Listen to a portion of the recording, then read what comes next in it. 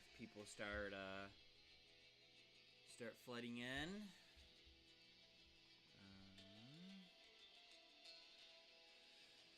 Just gotta finish up a couple more things. Make sure I'm having a little bit of heat today.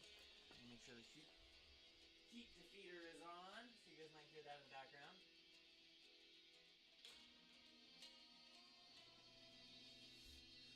Alrighty, alright. What an amazing afternoon.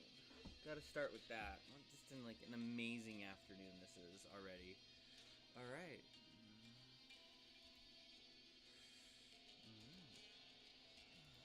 Hello everybody, my name is Tyler. I go by Don't Worry About It DM on just about every social media network there is, except for my YouTube, where me and my partner share and make video game and other content. We're kind of just starting out, so there's going to be a lot of hiccups. Just bear with me. Alright, let's hit that live button. Let you guys kind of see what we're dealing with here. Give me just a sec.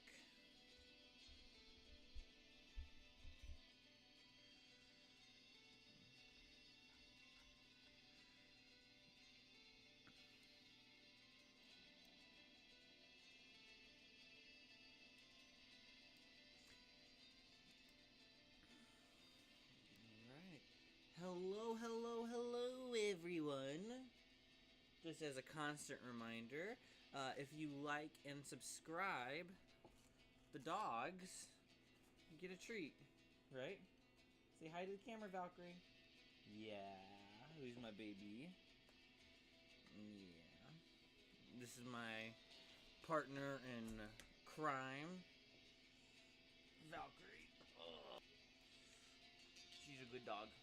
She's the best dog. Alright.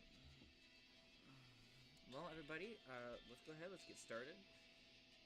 Having a fun time.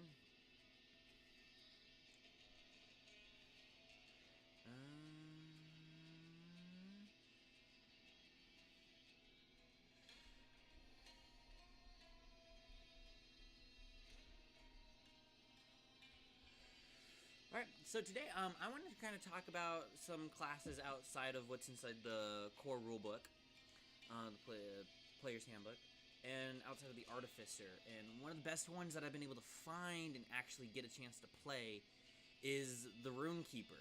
It is an incredible class. Now, I have here a sample file provided by the dmsguild storefront for Taron, Indestructaboy, pounds.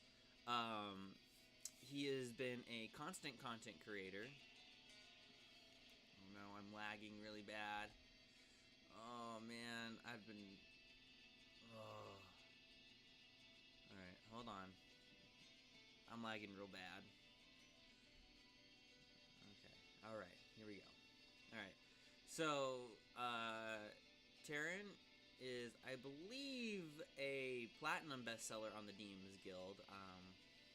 And he makes a lot of content for 5th edition Dungeons & Dragons, varying from adventures, races, to classes. And if you guys subscribe to him and find his Patreon, he also puts out a bunch of subclasses. One of my favorite ones that he just recently did was the Pact of the Crown for Warlock. Oh, it's a lot of fun to play that guy. Haven't really gotten to yet, but I mean, it looks great. Now, however, this is the RUNEKEEPER. His sort of take on rune magic. Let's turn this down just a wee bit.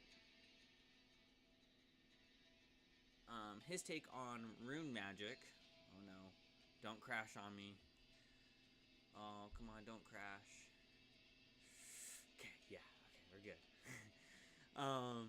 His take on rune magic and a way to invoke that. Kind of basing it off of the Rune Knight from Tasha's College and Everything, and then compounding and expanding on that. There's actually a reiteration of the Rune Knight here in this book. Now, of course, like I said, I'm using this sample file. If you guys do not like the fact that it says sample file across the top of it, too bad. That's all I'm ever going to show. If you don't want that, go buy it. That's my advice. If it annoys you that much, go and buy it. So yeah, so we're just gonna kind of sit here, scroll through it. I'm gonna talk about my character, Klana Rosarnia. She is originally from Eberron, and kind of got pulled into Ravenloft. So yeah. Now, of course, I tried to get my chat box working this time. I think I have to add it. Oh no, I don't know if I can add things midstream.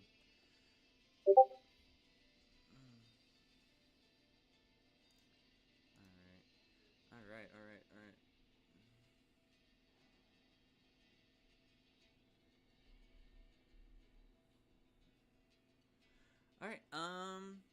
so the RuneKeeper in itself is supposed to be played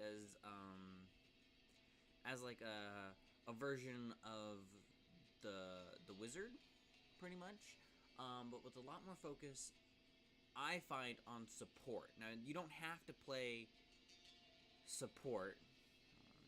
It's lagging behind again.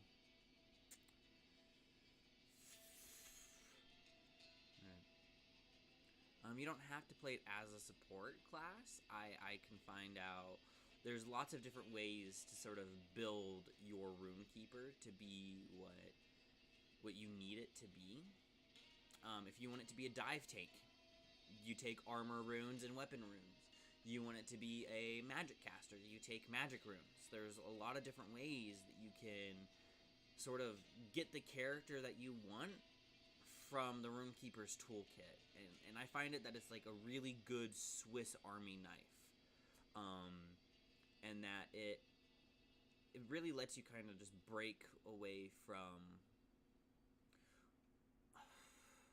like the norm, really. If you're tired of playing the same, what is it, 12, 13 classes, I recommend you take a look at something outside the box, and this is one of those things. Now, I don't know how long I'm going to be streaming for, but I'm going to try to go over every little piece of this document and really just pick and tear it apart. Now, I was there for a majority of the RuneKeeper's creation. Again, if you go to down in the description, there's Indestructaboy's YouTube channel. You can actually see the creation and the formation of the RuneKeeper, starting from its inception. It's an unlisted video, so you'll have to actually go through and look for it, but it's there. Now,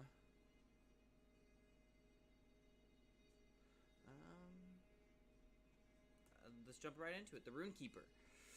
Alright, I'm not going to read this thing word for word. I think that's going to be a bit boring. But basically a RuneKeeper, have to keep waiting for this to stop having such a strong delay.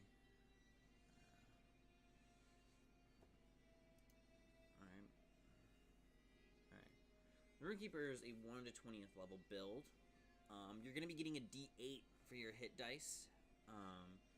Now, I don't see any problems with this, per se. I feel like it pretty much fits right where it needs to be. You'll start off with very simple weapons. Right here, you straight up get just a light crossbow, 20 bolts, and a simple weapon starting out.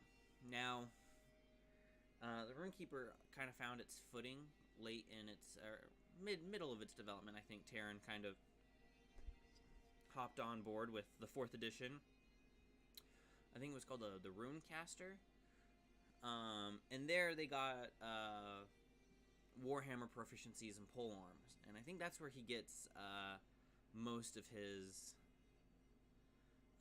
reasonings for why you get the things that you have. Now, at first level, sure, it works, but you can pick any sub-race or race or feat and get whatever weapon proficiencies you want. Even talking with your DM, just like, hey, I have this character idea. He uses a greatsword, and he's this, but I still want to play a RuneKeeper. Do you care if instead of getting, X, I get Z? I feel like a lot of people forget that that's a thing that you can just ask for at your table. Now, whether your DM will allow you to do that or not, I don't know. I'm not your DM. You come to my table. I'm one of those DMs that go, yes, that's cool. We can work with that. We can do that.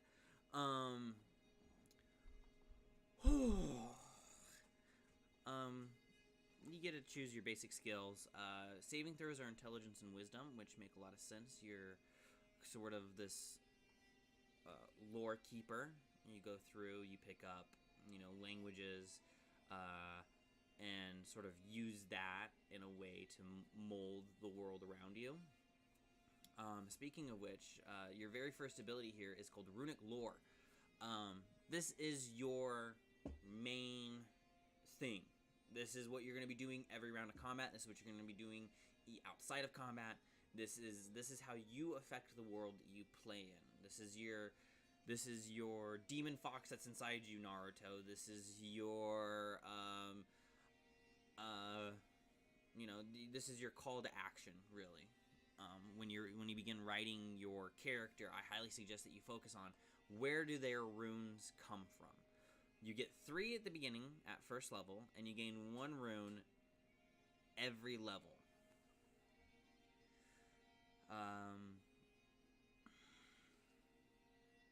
So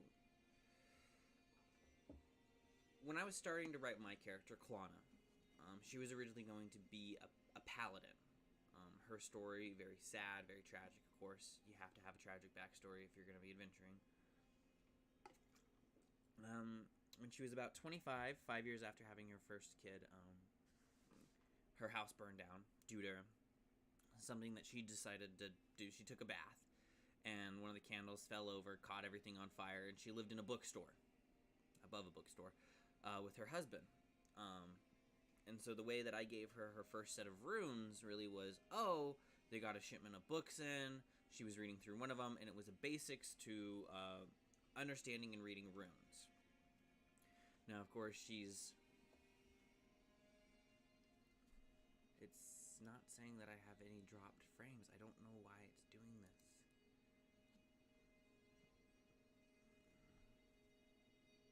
Hold on. I don't want that. Alright, hold on. Don't have any notifications. Maybe it's just because I have low latency? I don't know.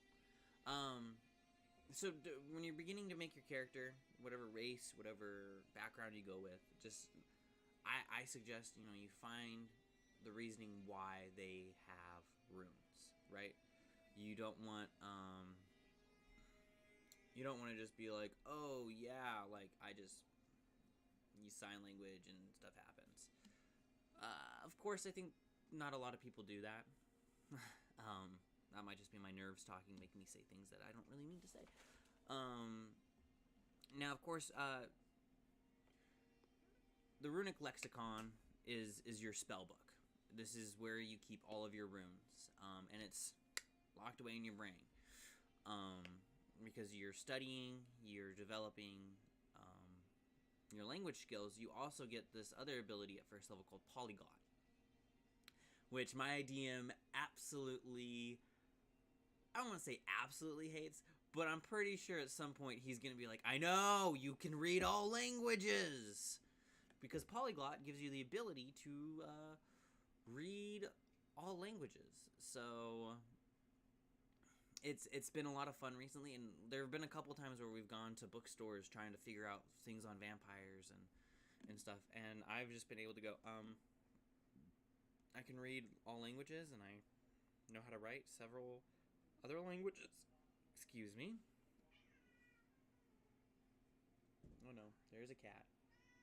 Yeah? What? Yeah? Come here. Come here. Come here. Okay, come here. Come here. Oh, this is my cat Venus. She is a screamer and a talker. She's also very skittish. So, you might see her just bolting around the room. Don't be scared of her. I know she's a black cat, but it's not her fault. She was born beautiful.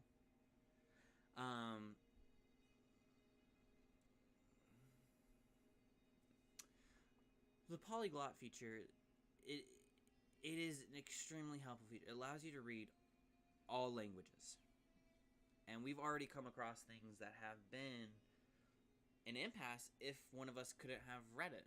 And the fact that I'm able to just be like, oh yeah, hey, I read all languages, let's not forget that. It has come in incredibly handy. And really what this tool is supposed to be used for is for being able to find, suss out, and read runes and put them inside your runic lexicon. Now, whenever you are doing this, you get a rune, right? Give me just a sec. My partner, the fantastic artist that she is, I asked her for a favor. Hey, could you make me some rune cards so that this is a folder, but this is what it is, right? So that whenever I get a new rune, I can easily show the party, right? And so I have a bunch of them. I have pretty much two of every rune that I have. So I got a total of 4 rune cards. So we're gonna stick with a very easy rune. Let's see. Here we go. Vita. Vita is an extremely helpful rune. It increases a creature's hit points based on how many other runes of the same language. So down here, it says celestial. So it's a celestial rune, and it's a celestial part of the celestial language, right? But on the flip side of that, it also shares the words in common, life. So that way, if I have another rune, which I'll show you guys later that there are, I believe there's like 147 different runes currently. I don't know if Taron is thinking about updating that.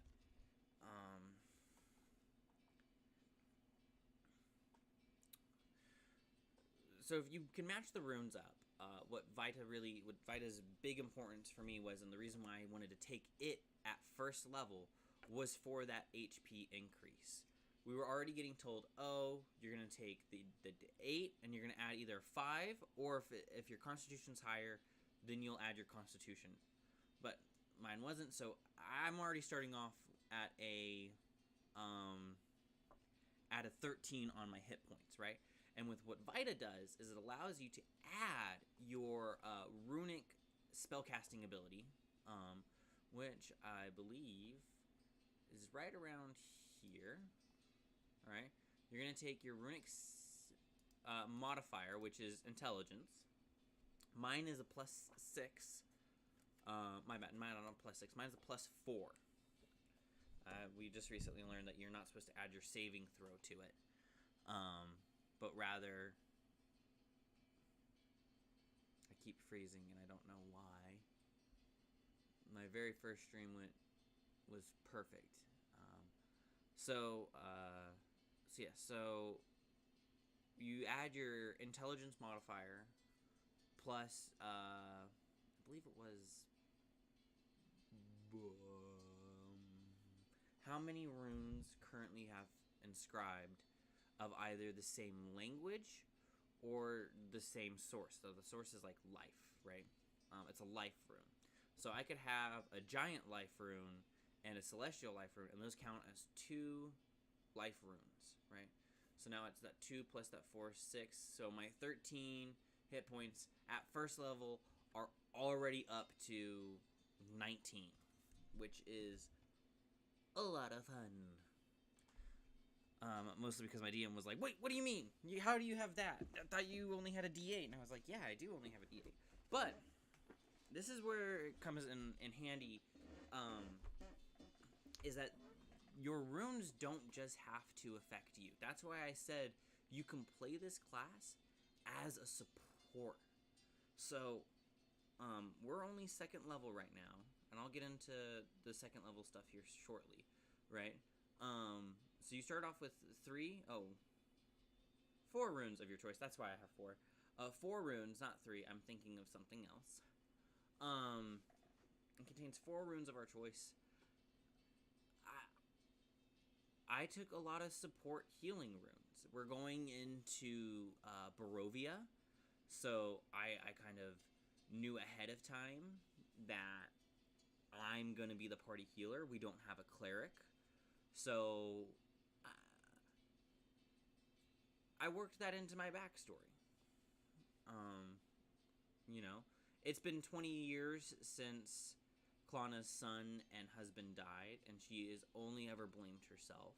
So she kind of wanted to take a different stride in life and go away from teaching. She was a teacher beforehand. So she took away from teaching to go work with the Church of the Silver Flame, and from there kind of built upon this idea that she is always helpful. She has a connection to the church. She can tell, you know, she loves helping people. I took the chef feat, so I'm a variant human, or not a variant human. I am the modified race option, and so what I took was I increased my intelligence and my wisdom. I took the chef feat and a couple other little ding dongs here and there. So I'm already giving out temporary hit points from that chef's feat. I'm giving out hit points because of my runes.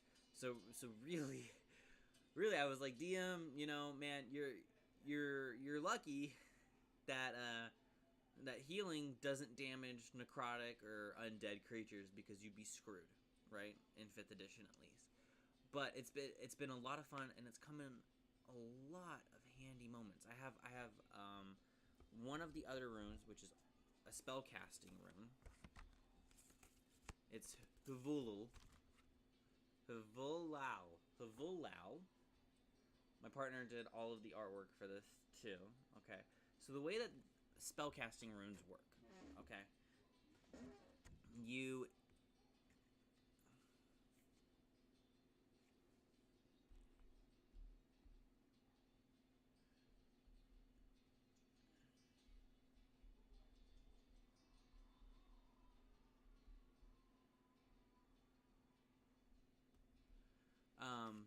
sorry, answering a question.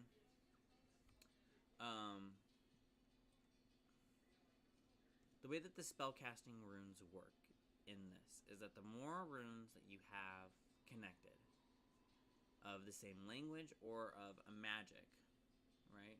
Now, of course, this one means restore and I believe magic, Vola. You give this to a creature that has spellcasting, whether it be pack casting or just your basic spellcasting. Now, we have a wizard on our party, so I gotta move this over and just keep talking as if nothing's happening. I really don't know if anything is happening, but it's really throwing me off. My ADHD is going like crazy. Oh, there's Taron's page. You guys can come and see all of his stuff that he has. What's in this thing? You know, there's his kind of logo. He has a bunch of other classes that he's working on. Currently, right now, he's working on the Sovereign. Really cool. Really, really cool. Alright, back to this. So, Huvulal, the way that this works is you can give it to someone with spellcasting. And then they can add the small list of spells. I really can't show you because this is all black and the writing is very small. Because there's a lot of information that needs to fit on these cards sometimes. Other ones, it's just like, yeah, does thing. Good thing. Some of them, like Vula, however, have a massive list of spells that you can add. Now, what ends up happening is you give them this spells, this list of spells that they can add to their repertoire. So whenever you have this rune inscribed, it has a passive. I guess I should have gone over the passive effect for runes. Every rune has a passive effect, right? Some of them are interesting. Some of them deal damage. Some of them are just kind of ribbon abilities. However, they all do something that requires you to do nothing. right? It's just kind of always there. If you've played video games like a MOBA, for instance, or like World of Warcraft, then you know what a passive is. For those of you who don't know what a passive is, it's an always-on ability. It lets you kind of just go through and have just really cool effects. So here's one that's really interesting. Tellum. Tellum is a weapon rune, so you have to put it on a weapon.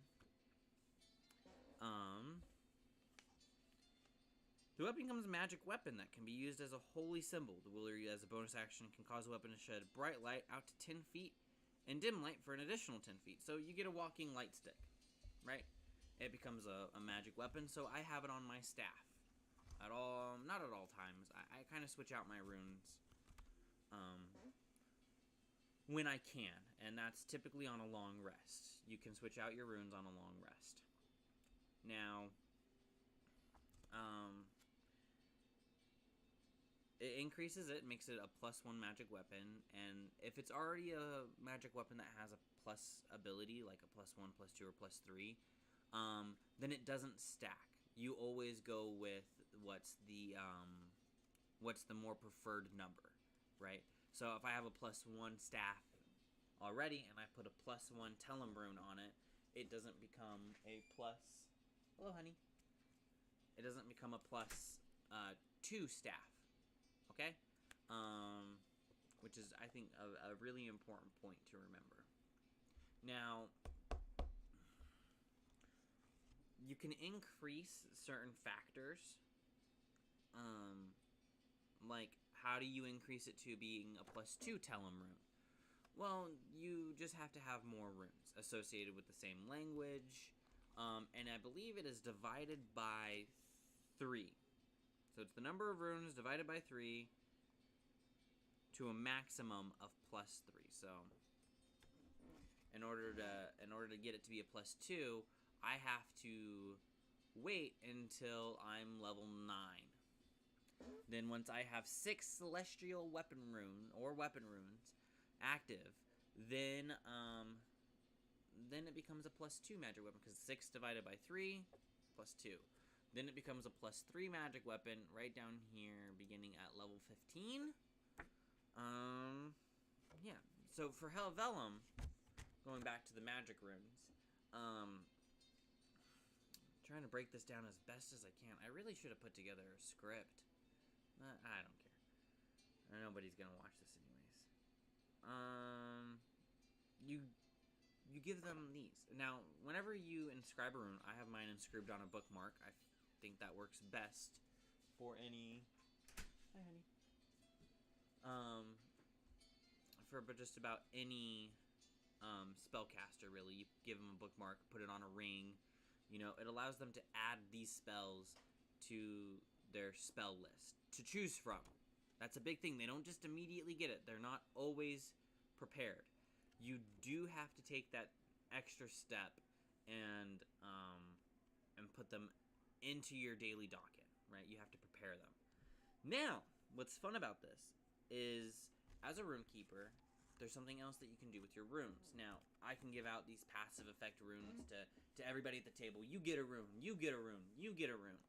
They can only use the passive effects. They have to attune to the rune. So this does take up a attunement slot. They attune to the rune, and they can use the passive effect. Now, as long as I have that rune inscribed, meaning that they can use the passive effect, I can then invoke that rune. Now, you can only invoke a rune based upon if it's an action, if it's a bonus action, if it's a reaction, right? Excuse me. You can take that rune and invoke it, powering it up, right? You're pouring energy into the rune to make it better. Now, from here, this is where things can get really, really fun. Okay, so Tellum, when I invoke it, it takes an action to invoke, and I have that detailed here and here, just to kind of show you how long it lasts and what kind of action it takes to start it up. Tellum becomes it becomes brighter, and it also deals a 1d10 on radiant damage. So you can sit back in the back line if you really want to, and just give everybody runes and invoke them on your turn. Runes do not have concentration effects. Now, if you activate a spell, like, let's say we go down to one of the Elven spells, magic runes, it has a Hunter's Mark on it. If you activate Hunter's Mark, then, yes, you do have to concentrate on that. But for all of the other runes that are outside of very specific scenarios, no runes need concentration. If I get hit, my rune is staying up. The only time a rune goes away is if I'm knocked unconscious. And then the inscribed rune, so the passive effect, goes away 7 days later, I believe. Let's see. A number of days equal to your intelligence modifier. Okay.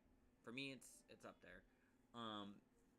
So depending on how smart you are, depends on how long your runes can last, right?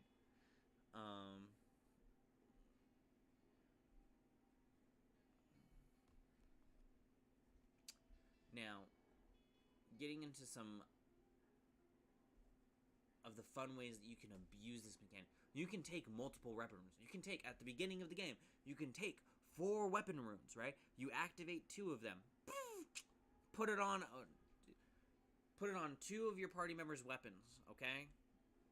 So you can have one guy using Tellum and another guy using Ild. Ild is a giant rune that allows you, that makes the weapon on fire. It deals plus 1d4 damage as a passive, and when you invoke it, it becomes 2d4 as a passive. Alright? And on top of that, both of those weapons are now considered magic weapons. So they already get a +1 to hit. So there are ways that you can build your RUNEKEEPER to do just about anything that the party needs. And this comes in very handy with the 2nd level ability, Rune Stance. Rune Stance. The way that I describe Klana's Rune Stance is she takes a moment, shoves her staff into the ground, and all of her active runes, all of her inscribed runes, begin swirling around her, like thought bubbles. They poof out like a halo and then just begin going around her. Now, the Rune Stance, you can choose whenever you activate it, in a 10-foot radius around you, you can choose either the Destructive Stance or the Protection Stance. And these last until you are knocked unconscious, which feels a bit overpowered, but when you really take a look at what these stances do, they don't really build up until late game. They're great for the beginning. They are fantastic for the beginning. Alright, so the first one we have is Destructive Stance. The first time an enemy within an area takes damage on a turn, it takes extra damage equal to half the number of runes you have inscribed. Right? So, guess what? Give a monk a glove of stay next to it with either Tellum or Ild, one of those 2 runes that I was talking about earlier. Or just both. Ild on one hand, Tellum on the other. Alright? So now that monk can punch with these magic weapons. Now, of course, some of them have prerequisites, but this is just for shits and giggles, alright? Just go with me here. Alright, I don't need people in the comment section being like, well, technically you can't do that because it has to be on this kind of weapon. Alright, give a monk this, put it on their staff. We'll do that. Staff, right? Punch. You're giving them an elemental strike, a +1 bonus to hit, and a +1 bonus on top of the damage that they're already doing.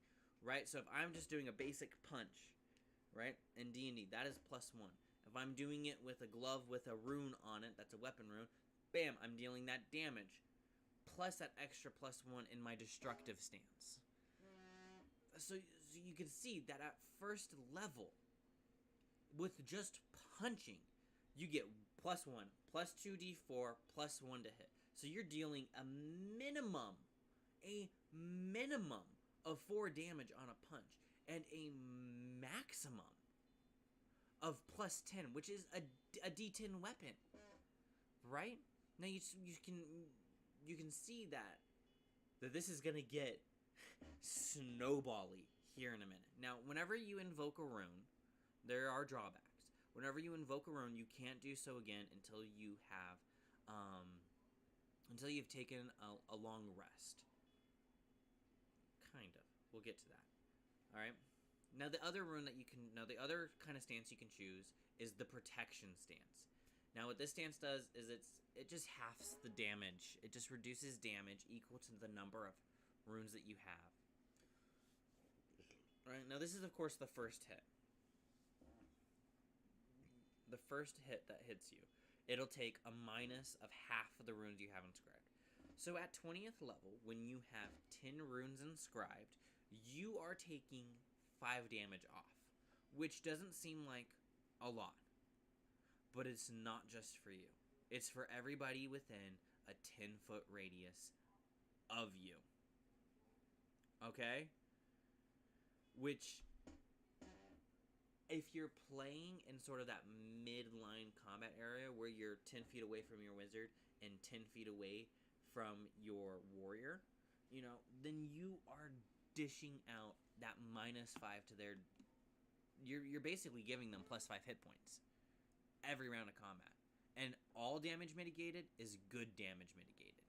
Under no circumstances is there ever a reason to not be okay with damage being mitigated. I haven't gotten a chance to use this yet. I will on Tuesday. So we'll really see how it goes. The other thing that you get at 2nd level is your dialect. And you're probably sitting over here like, what the hell's a dialect? I already speak all languages. The dialect is your subclass. Alright? Well, don't worry. We'll get to Hermetic Intuition and Casual Invocation. Don't read those ahead. Alright? Your Keeper's Dialect is your subclass, right? It's the thing that you specialize in, right? Now, in this document, this 70-page document, you get 6 subclasses, which is already a lot, and Taron has already talked about wanting to add 2 or 3 more. I don't really remember. He talks a lot. Everybody say hello to Dylan. You have to be careful sometimes when he wears a black and white shirt. Sometimes we think he's a raccoon. Give me a second to take a drink. You gotta stay hydrated. Your Keeper's Dialect. Now, there are multiple ones. There's Dwarf runes, Giant runes, Infernal runes, and Abyssal runes. That's one dialect. Oddly enough, that's one dialect. Your Supernal dialect is your Celestial focused. You have Goblins, which, oh my gosh, someone had the idea, midstream, to be like, Goblin runes, wouldn't they just explode? So if you want to play like a Chaos Sorcerer and a RUNEKEEPER, and you want to dip into being more just like, who knows what's going to happen, play a Goblin dialect. RUNEKEEPER. It looks like it's just... Oh, it's crazy. Let's scroll down there and let's take a look at the Goblin. You know? The artwork in this is amazing. It is getting updated, however.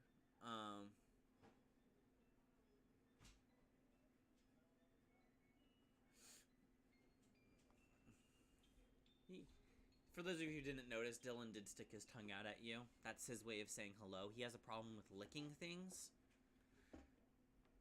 Not gonna come in here and defend yourself, Dylan? Okay. Yeah.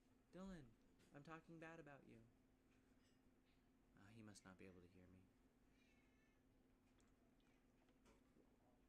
Alright.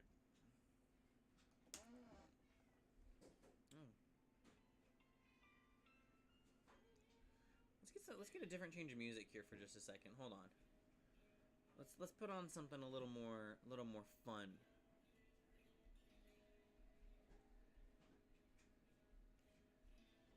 I'm pretty sure if anybody from Taron streams will know this one.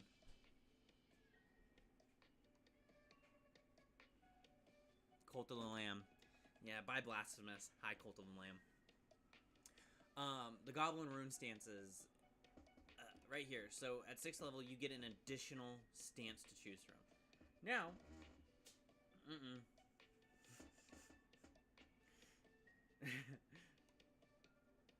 I love this. You can, so whenever you're playing a Goblin Runekeeper, you can choose to enter a rune stance, but you have to make a wisdom saving throw. Which, of course, you can choose to fail. On a failure, roll a d6 and consult the list below. If a stance grants you a cantrip, you can only cast it while in that stance. Oh my god. You, Taron, I don't know if you're watching. You've created Chaos Incarnate. At 6th level, you're running around being the adopted child of a goblin.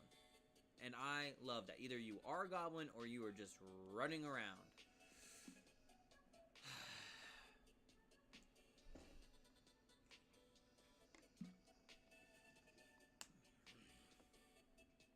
Alright. So some of these are pretty fun. You can catch the Minor Illusion. You get Vicious Mockery. Here's one, Sabotage. This is a fun one. Sabotage, you basically say, nope, you don't have advantage today, DM. Sorry about that. What?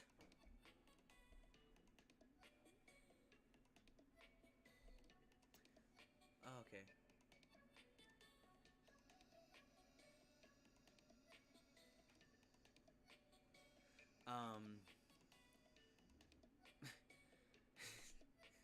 Sorry, my partner's sending me memes right now, trying to trip me up midstream. Yes, I love these. I love these ideas that you're sending me, honey. I love you. Yes, you can just veto things. This is incredibly funny.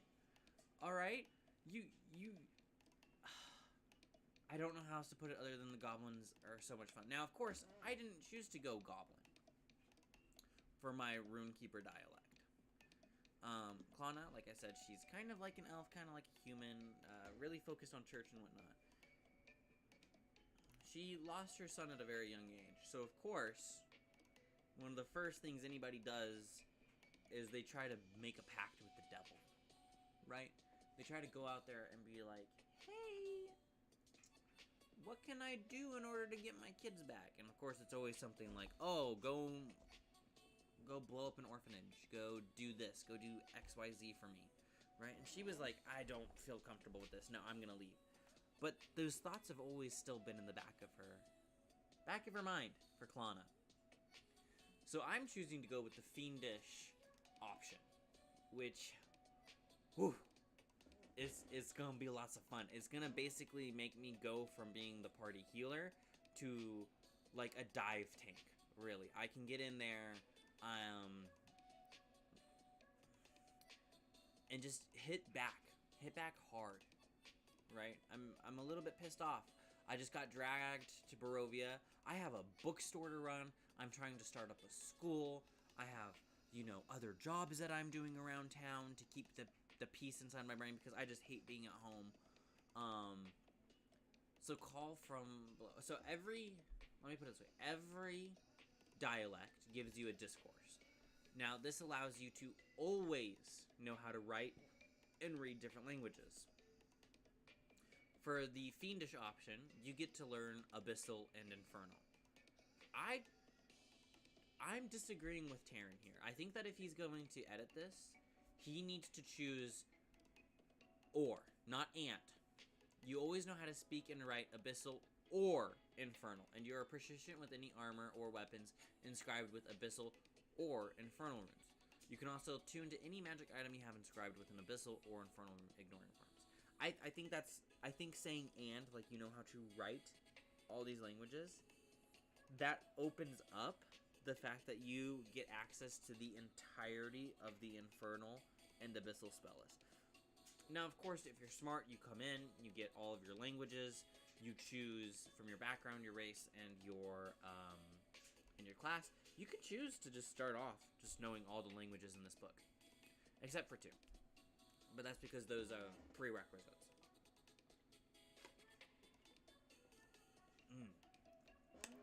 Tasty sports water. What's cool about the Fiend, however, is so at every level you get 1 rune to level up. And I actually had to go in and ask about this just to double check. Fiend, you get 2 runes at level 2. Not 1, 2. Because Call from Below is a feature. It's your 2nd level feature that you get outside of just knowing Abyssal and Infernal. And it says you can add a fiendish rune of your choice to the runic lexicon, for which you meet the prerequisites. Now, a fiendish rune is Abyssal and Infernal. It falls underneath both categories. Additionally, when you deal damage to a creature that has attacked you since the end of your last turn, you regain hit points equal to half the damage you deal to it. Try to bring me down. Not only am I getting an extra D8 for hit points, okay, I am also getting to add those life runes to that total on top of my weapon runes, correct? With that protection stance, it is going to be so hard to kill a RUNEKEEPER. And I think that's one of its best features. When you go into the RUNEKEEPER, you are looking at a rechargeable battery. Okay? Deal damage to heal. Very simple. Every video game has this. It's always a percentage, right? It's always just like a little bit. You see it in Smite, Skyrim, every game. Final Fantasy even has it. And I think that really invokes the taking of the life essence. You're becoming a Grim Reaper, right? And you kind of... It works for this subclass, because you are sort of the... You're sort of turning yourself into a devil. Which I find incredibly cool. A lot of fun. Yeah. Give me just a second here.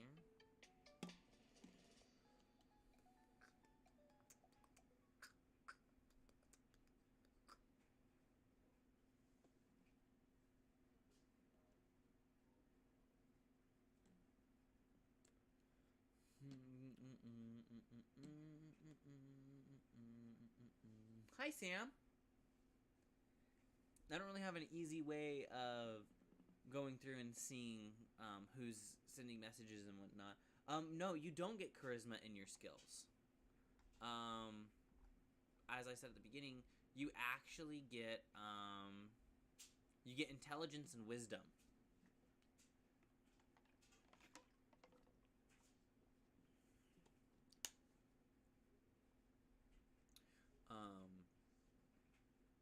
Oh gosh. Yes, scrolling down, scrolling down, scrolling down, scrolling down. Fiendish. I don't know how many levels of RUNEKEEPER I'm gonna be getting, so I'm gonna kind of come back every now and then to talk about it. Oh, hi, Val. Valkyrie the dog is laying down at my feet, being a cutie. Hi, buddy. Hey, message me on Discord, dude. I'm trying to talk to you.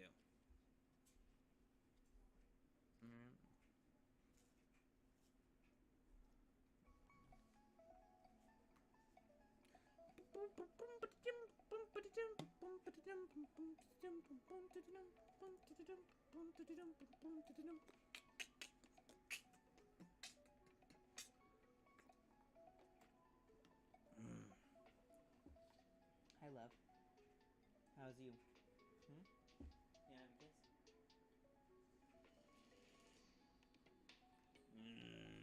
That's a good girl. Oh, you're better at catching than that. Alright, so you kind of get like the feeling of what a RUNEKEEPER does, right? Is that you get these runes, they affect the world around you, and there's so many to choose from. And it really allows you to I've already said it, like you just build what you want. This is by far the best class that I've seen that lets you be who you want to be, you know? Leaving tomorrow.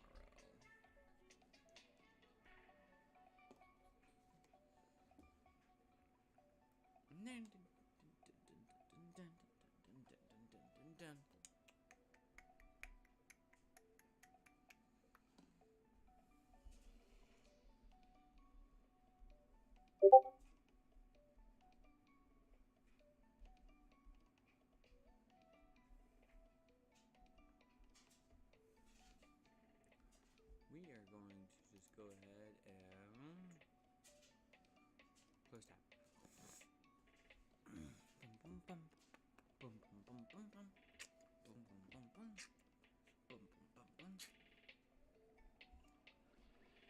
It's really nice music. I love Cult of the Lamb. It's an incredibly fun game.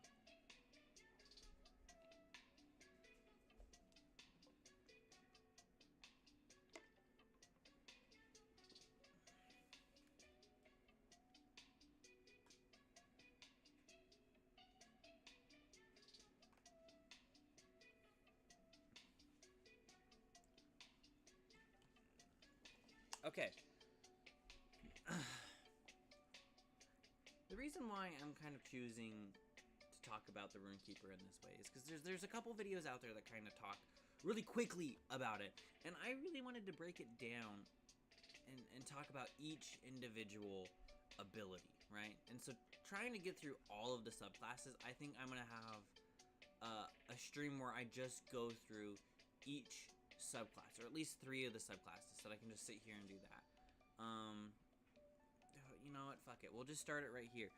Deathic. Deathic runes are your dwarf runes. Your dwarven discourse. Again, that gives you the ability to acquire any dwarven armor, dwarven weapon. So the dwarf thrower, you can use it as an elf. You know? Don't be chaos. Okay? Leave the Gatorades alone.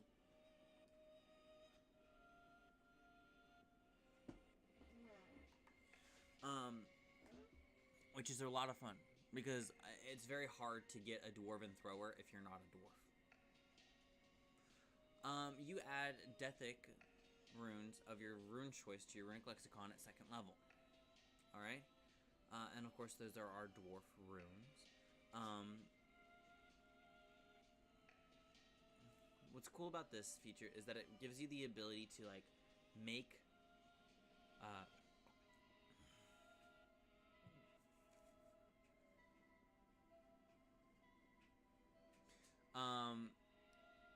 it gives you a free inscription. The 2nd level Call of Iron gives you a free inscription. So it doesn't count as inscribing, it just counts as if it was inscribed. Unfortunately, it also means that you can't invoke it. So this is the one that you want to give that's like an armor or weapon rune that is clearly super beneficial. Like Tellum, you will always have that sort of light on. Not a lot of fun. Ild, however, that plus 1d4, yes. That is one that you kind of want its passive effect on all of the time. Now,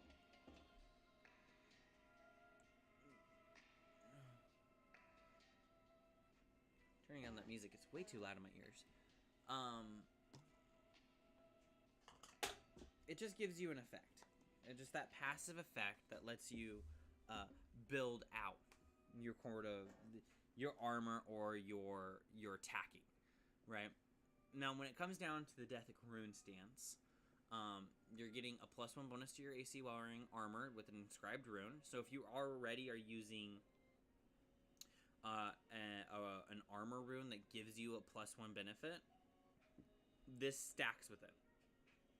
Okay, so you can at some point, even at 6th level, be getting that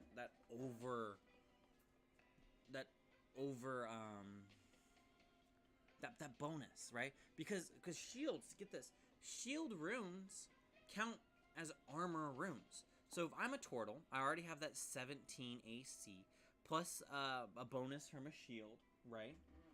Now, as a Deathic turtle RuneKeeper, at 6th level, I'm already breaking 20. Now, of course, this isn't new to the game. You've always been able to learn how to break, you know, your AC.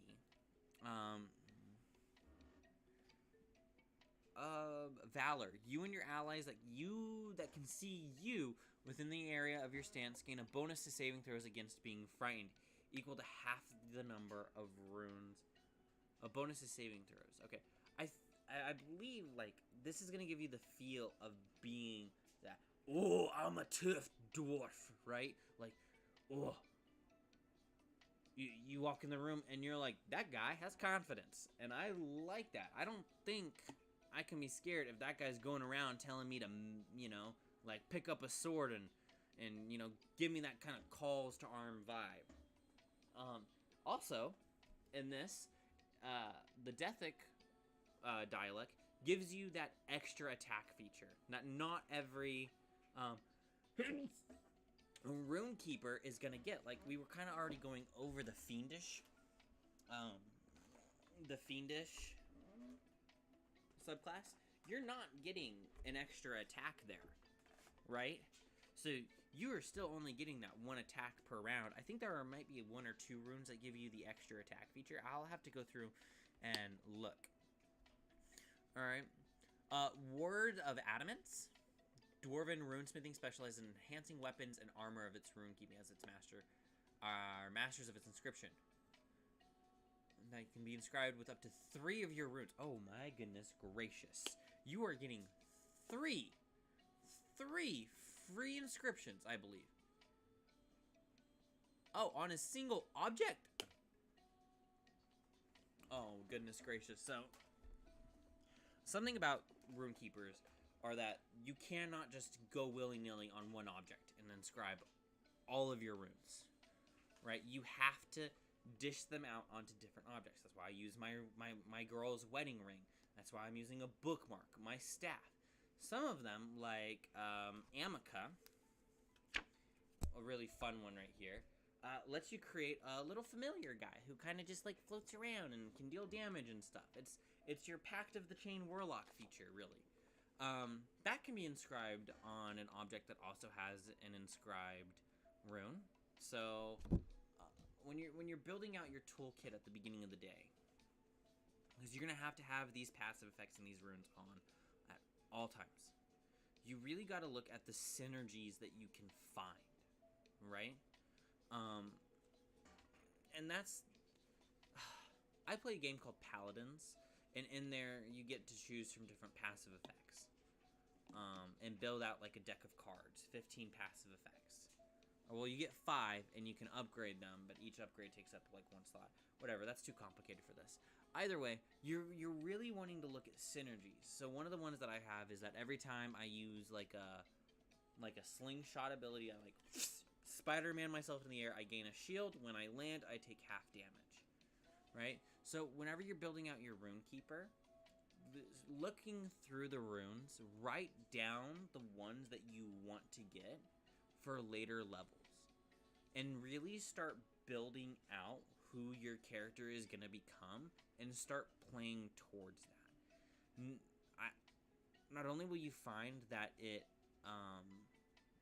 really increases your character's value so that you're less likely to want to just run off a cliff, but it also really gives you a chance to see, you know, where am I going with this? Why am I doing this, right? I know that I'm taking half hits on creatures that have attacked me as a fiend RUNEKEEPER. So I'm taking that protection stance. I'm taking that half damage. Oh wait, you're gaining half damage as hit points, I believe.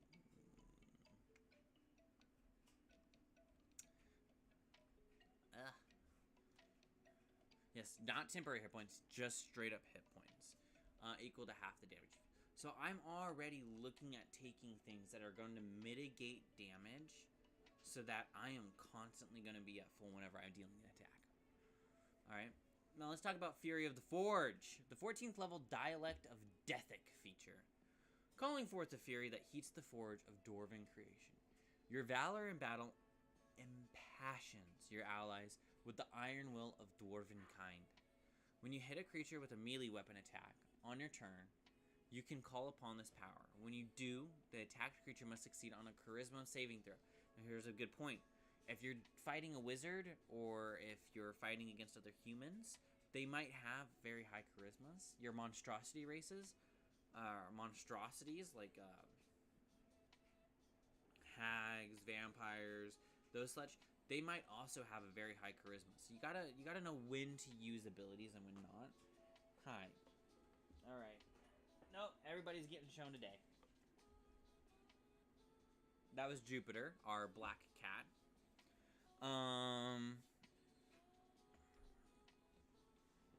When you hit a creature with a melee weapon attack on the turn. Alright, if they fail for the next 6 rounds, creatures cannot be frightened or by the target. All fire damage dealt to the creature ignores resistance and deals half damage if it has immunity. Subsequent melee attacks against the creature deal an extra 1d6 fire damage on a hit. At the start of each of its turns, the target takes fire damage equal to the number of runes you have inscribed. So you are hitting someone with a molten magma weapon.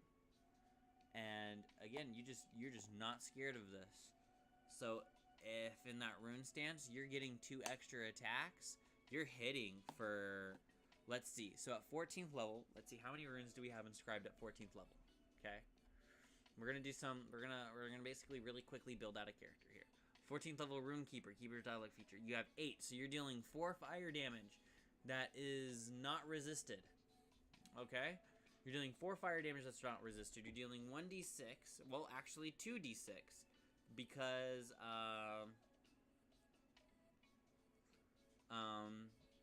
it's on every subsequent melee attack. Okay, so you're dealing that. Now we're gonna take a quick jaunt down to our runes, okay? We're going to be looking at a rune called Fury. If I can get to it. Come on. Come on. Come on. Fury and Ild. Ild, I've kind of talked about throughout this, is a giant rune that allows you to add a 1d4 when in passive form and 2d4 when you ignite it, right? Whenever you invoke this rune. Alright, part 2, here are all the runes. Oh my goodness gracious.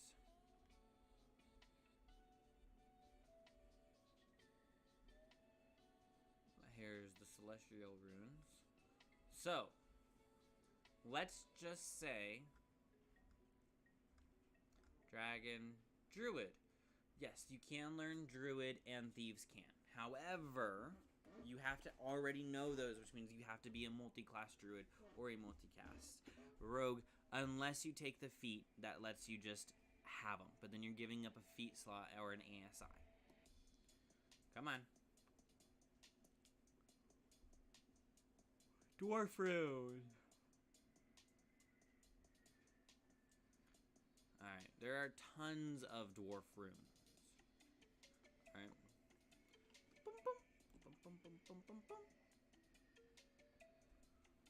Alright. We're just gonna kinda just let it slowly scroll down. Here we go. Giant. A's, F, G, H, I. I, symbol of martial weapon in the suit of armor. So you're getting those plus 2d4, right? So, 14th level Dwarven Dialect. 2d6, 2d4, 4 fire. Now if we take the rune Fury,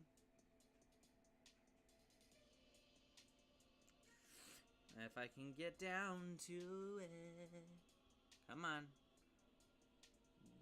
I know you're slow. You can do it, computer. Here are some goblin runes. Fury, Infernal Fire. Alright. This rune counts as a weapon rune. While you... On an attack roll of 19 to 20, the attack creature becomes frightened of the attuned creature until the end of its next turn. While frightened in this way, the target takes psychic damage equal to half of any fire damage it takes. Okay. So... we're dealing 2d6, right? So let's do minimums here. We got 2d6, so 2, 2d4, 2, plus the 4, right? So we're already at 8 fire damage. Now, half of that fire damage is also going to be psychic damage, okay? So not only is it 8 fire, 4 psychic, but whenever you invoke Fury, because you can have multiple runes invoked, you're also going to be dealing another 2d6 fire damage. And the creature must succeed on a charisma saving throw or take another 2d6 fire damage. So you're in total at level 14 dealing 6d6 fire damage at the start of a turn whenever a creature fails a charisma saving throw and you hit it. And you hit it. Ah. It is...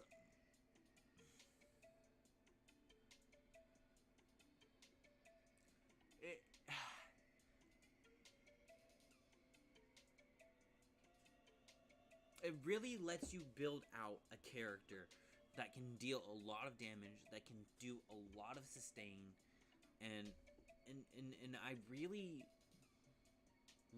love this class because of this.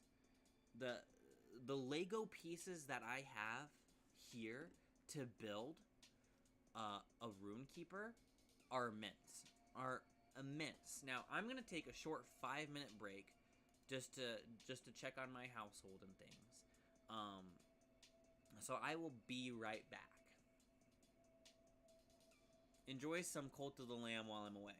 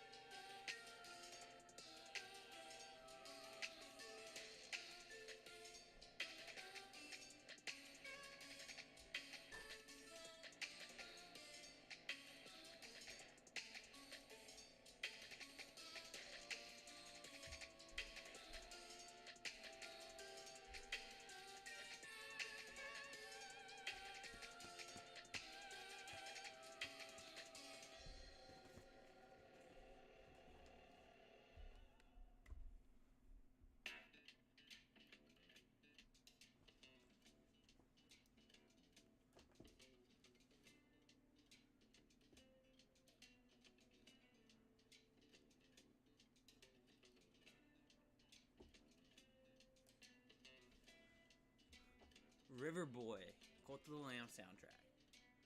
Whew. It's a good one. And my hair is so floofy. Every time I take a shower, it just... We're back! Hello. Alright, so we left off just completing the Dwarven subclass.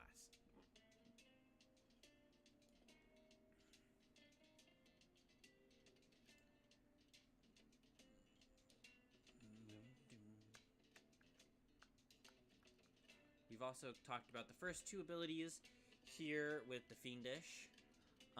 So we'll just go ahead and skip straight to that 6th level, 10th level, 14th level ability. And then we'll hit the next subclass. And then after that, I think that's where I might call it on the subclasses. No, we'll talk. We did go over Gukliak. So we'll go over Eokarthic, which is the dragon subclass.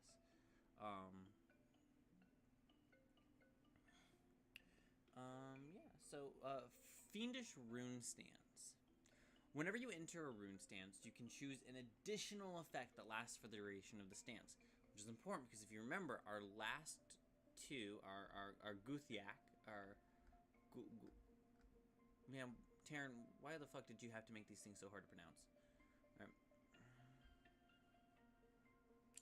Give it a second, because the computer for some reason is slow. Alright. Gukliak.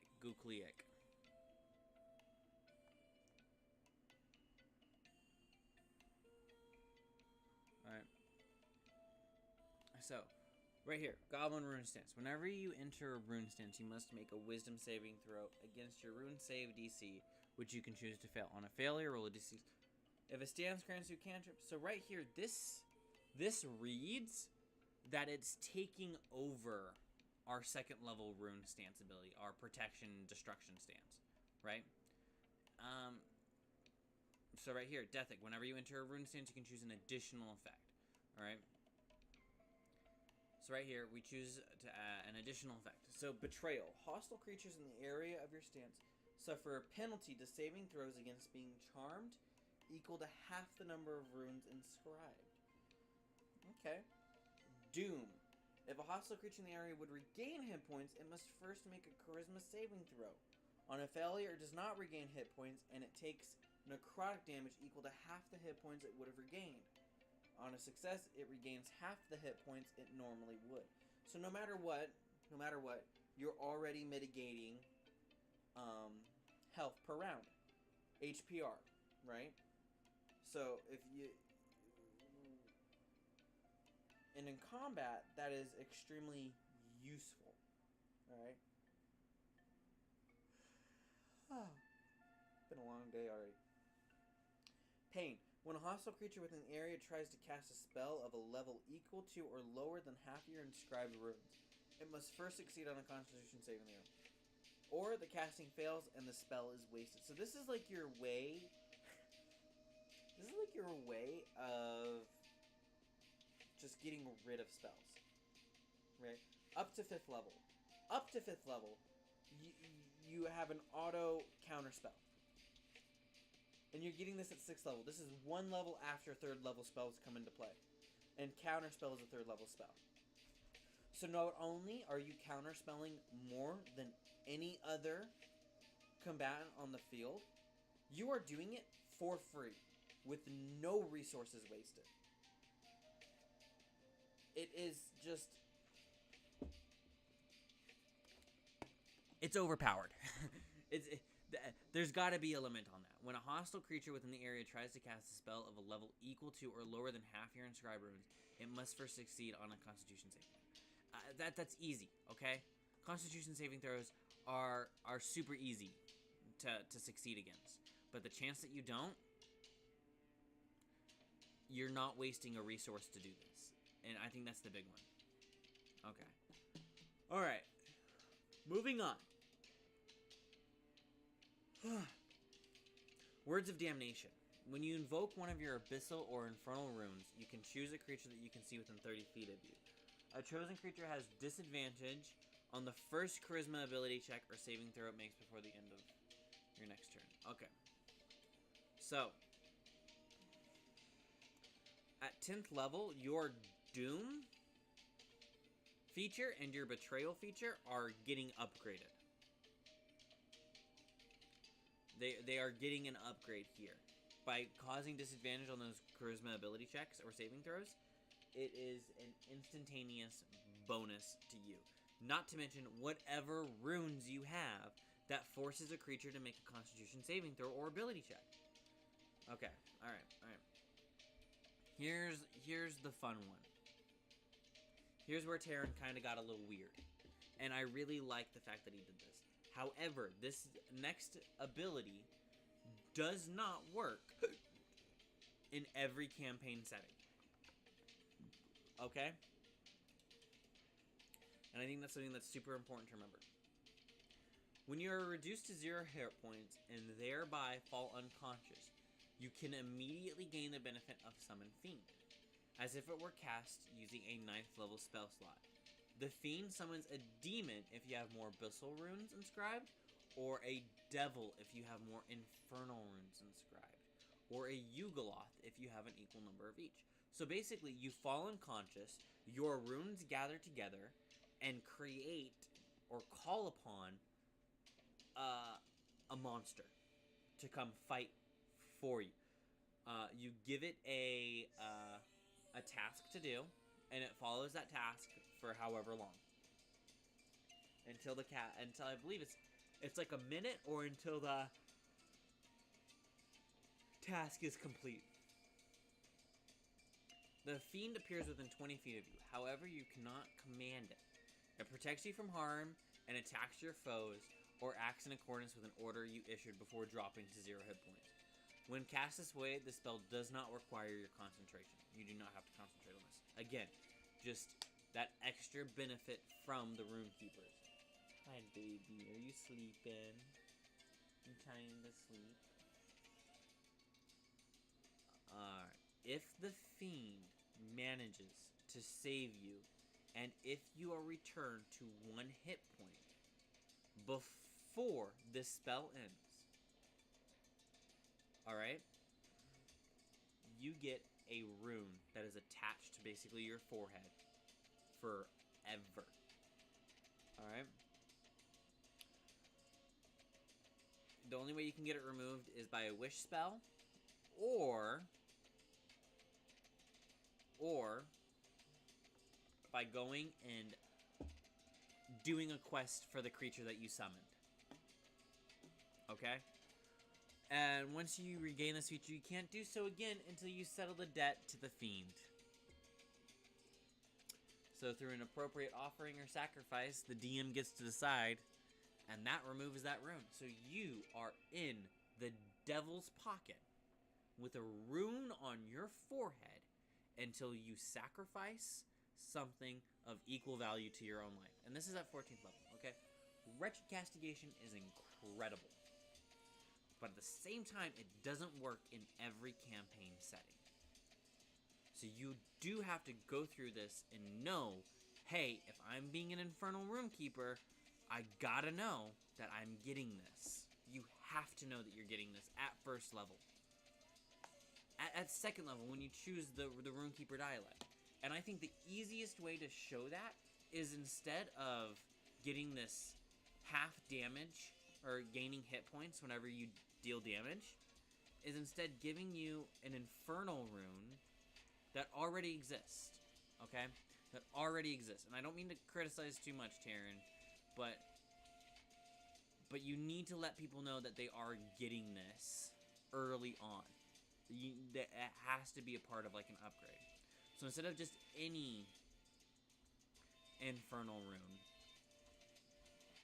come on, Dwarf, Druid, Dragon,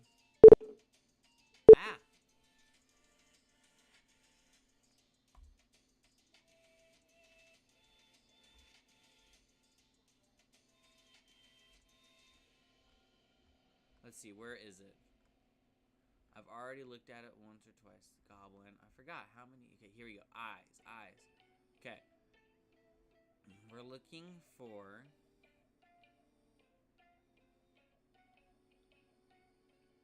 Oh no, is it not here?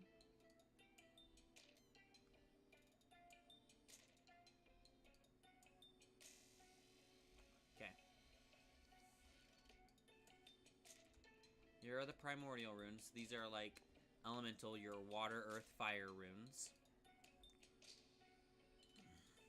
Thieves' Cant runes. Where are they?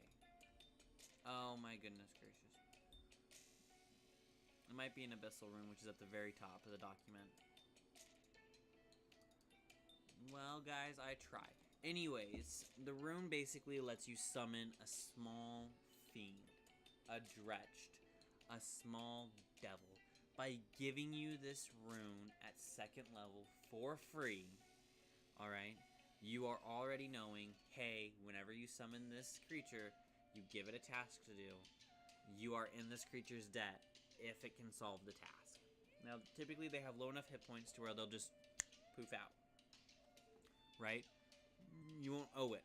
So then when you get to that 14th level, you know immediately, oh shit, I've been dealing with this for, what is it, 13 levels at this point? So you already know that by choosing to go down the infernal path, you're choosing to make deals with devils in order to gain their power through runes. And that, I feel like that needs to be better shown. Is it a great subclass? Yes, it is a great subclass.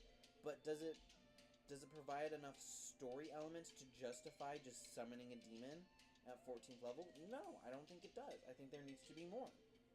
I think it needs to show you earlier on, hey, you're straight up calling upon demon names in order to do this. Demon language. And in doing so, pacting yourself to demons. In a different way than the Warlock Pact of Fiend does. So I think now that there's kind of like a good handle on the subclasses, I might do the rest of the subclasses another day. But we still have 3 to 20 levels to do, guys. That's only 2nd level. And, you know, all of the dialogue features, right? So we still got some more levels to get through.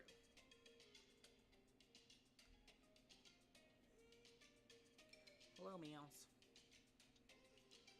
Alright, come on.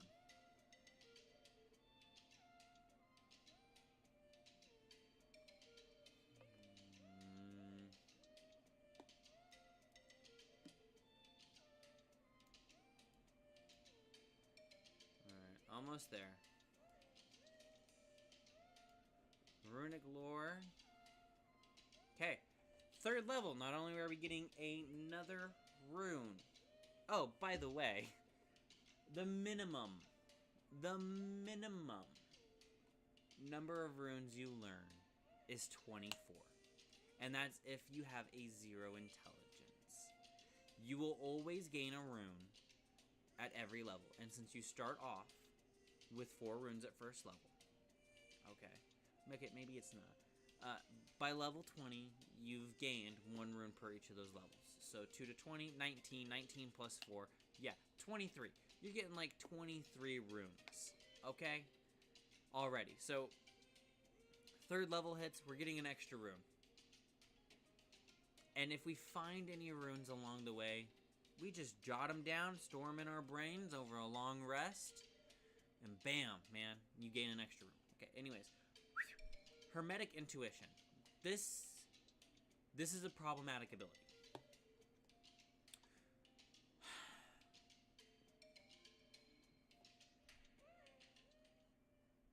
The reason this is a problematic ability is because it lets you use Detect Magic as long as you maintain concentration on it. Okay? That's all the time. So as long as you are using your concentration on just Detect Magic, you do it for every hour of every day until you are asleep. Because technically when you're asleep, you're underneath the unconscious. Alright? Further, when you are aware of magic's presence on an object's surface, okay, you can freely interact with it without it causing any spell or magical effect to trigger. So let's say we use, what is it? It's something ward. It's a cleric spell that lets you add a spell to it. So I place this down, and I say, hey, whenever anybody uses detect magic next to that, it blows up. It causes fireball to a sphere, which is like 8d6, 8d8 in a sphere. Okay? So, I come up, I have detect magic on. I can see, oh, guys, hold on a minute. There's a wall of magic around here. Let me see. Alright, there it is. Whew. Would you look at that? It's a fireball spell. If one of us had used detect magic on this, it would have blown up in our face. Whew. Alright. Let's go ahead and dispel magic and counterspell the fireball. You can do it on anything. Detect magic is up. You see that there is an invocation on someone. Okay? You know for a fact that someone is underneath the charm spell. You know that someone is invisible. By having this on, you are gaining like 4 extra abilities that other classes have to get only 1 of. And I think that is not fair. Now, I haven't gotten to use this yet. And I will give an update on my opinion on Hermetic Intuition. But I do think Hermetic Intuition is by far one of the most broken things in this entire document. Alright, moving on. Ability score improvements. You get an ability score improvement at 4th, 8th, 12th, 16th, and 19th level. That's your basic 5. Outside of if you've gotten anything at 1st level, you can choose feats, because feats are optional, even though every table plays with feats. And you can choose an ASI, so increase one of your scores by 2, or increase 2 scores by 1.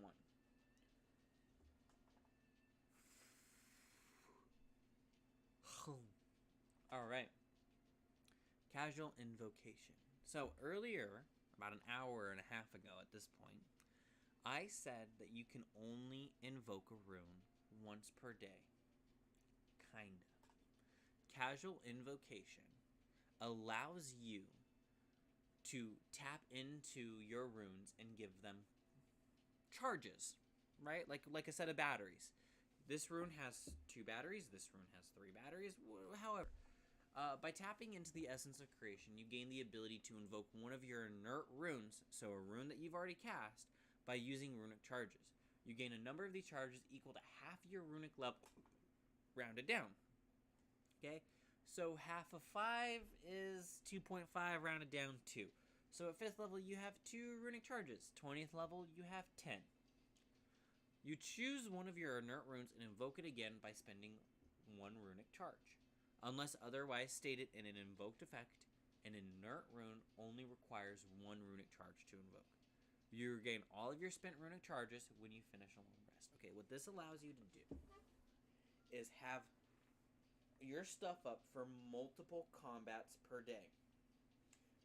It allows you to use your healing multiple times per day.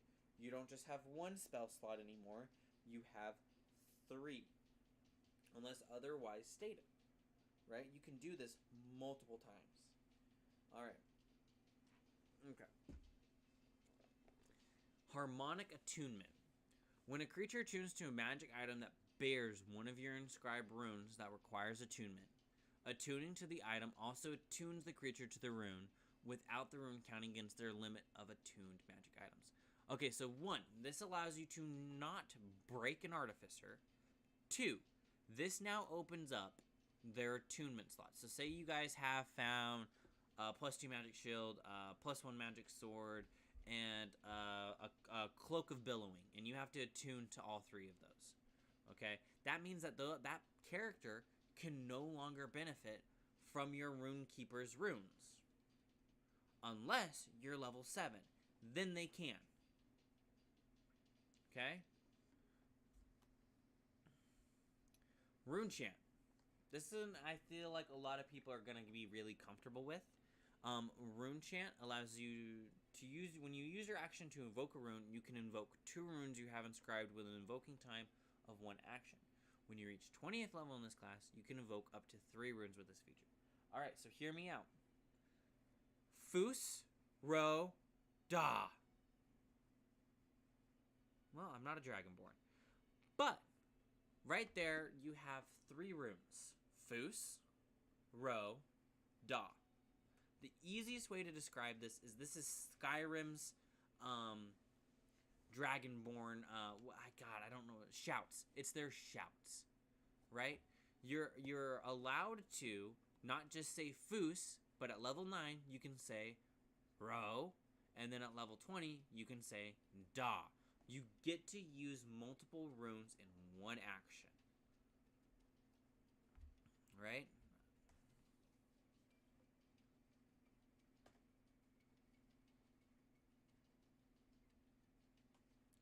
She's out. Let's give the doggo a tater tot.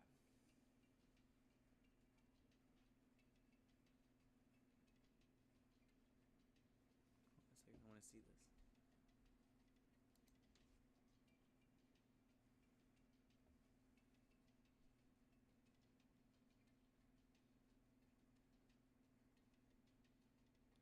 She's not waking up for a tater tot.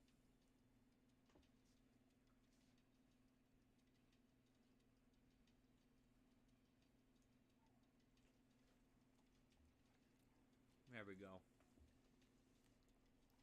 Who's my favorite creature in this whole house? I love this dog. I love this dog.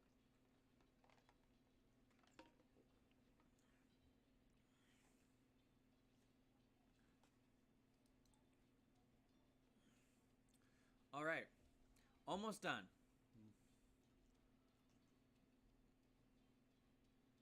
We have 2 more abilities, 3 more abilities to go through, okay? Omnipresence. You're always aware of the location of any of your inscribed runes, even if the rune is on a different plane of existence, as you, and if you die, your inscribed runes remain inscribed on the object while you are dead. Okay. Alright, so first things first, this is another upgrade to all of your runes. Secondly, this allows you to know exactly where your runes are. Thirdly, you just have runes on all the time. Even if you're dead, it remains inscribed. Even if your days pass by, it's inscribed. Okay, omniscience.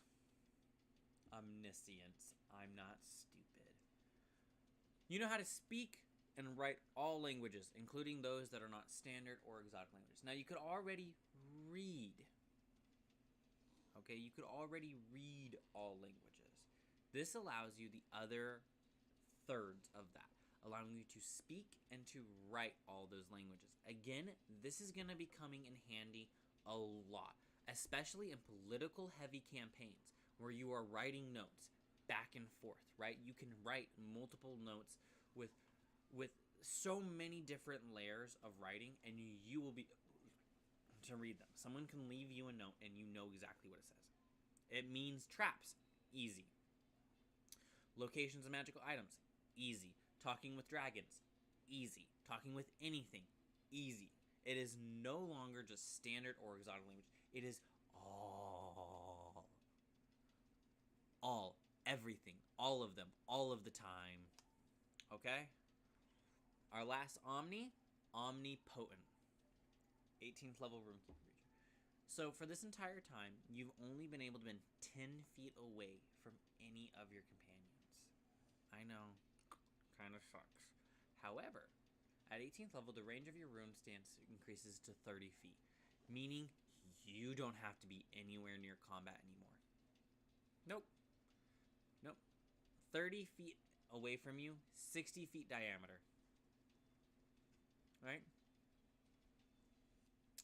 Because that's just it. In 3 cases to 30 feet away from you. So, 30 feet that way, 30 feet that way. Or 25, because you're technically taking up a 5-foot space yourself. But that's besides the point. this is good. This is a nice increase. This is a fantastic benefit, meaning anybody with inside that 30 feet is benefiting from you. Again, you're playing that support class. And I think that's what the RuneKeeper is. Although you could be a DPR, even though you could be a dive tank or just a standard tank, you yourself are the support role. It replaces the cleric in my book. There's no reason to play cleric anymore. Unless I'm playing in an all cleric campaign, unless it's a cleric one shot, unless I get a really cool idea, I'm just gonna ask to play the RuneKeeper. And I mean, I feel like the first real picture of the RuneKeeper in combat kind of shows just what I'm talking about. Let's scroll up there. Okay. Right here. Right? Yeah, that's a RuneKeeper. The guy with the hammer. That's a RuneKeeper. Just going toe-to-toe with a drow in the Underdark. Just messing her up. And that's what the RuneKeeper does. It's just gonna mess with your DM. Now, there are 3 other subclasses, and if you guys want me to, leave a comment saying, hey, we want to see the rest of the subclasses. If not, go and buy this. It is worth the $10 price. You're getting 70 pages. He is valuing each of these pages, man.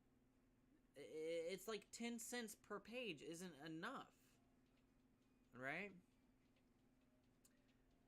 A $10 price point for this, I feel is extremely good. Now, do I have my problems with a couple of the abilities here? Yes. But that's besides the point. I haven't gotten really to use them, playtest them, make sure that they work the way that they're supposed to work. All that I know is from what just the rules say. And that is the best that I got for you guys. So, like, subscribe, leave a comment, share it with anybody that you know that plays D&D. We'll see if we'll see how everything goes. But as for right now, I'm ending. So, you guys have a great rest of your day. Peace and love.